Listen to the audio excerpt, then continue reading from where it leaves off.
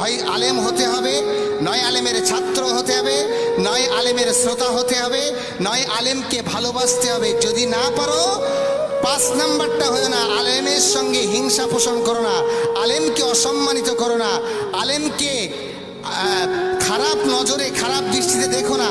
ফাতাহালিক, তাহলে ধ্বংস হয়ে যাবে। কিভাবে হবে? রাসূলুল্লাহ সাল্লাল্লাহু আলাইহি ওয়াসাল্লামের ভাষ্য মতে, যদি কোনো ব্যক্তি দুনিয়াতে আলেমকে অসম্মানিত করে, তার এই দুনিয়াতে 2টা শাস্তি হবে। এক, আল্লাহ তাআলা ওর হায়াতের বরকত তুলে নেবে। মানে কি জানেন হায়াতের বরকত? মানে ও দুনিয়াতে বেঁচে থাকবে অথচ সুস্থ থাকবে না, বিভিন্ন রোগাক্রান্ত হবে।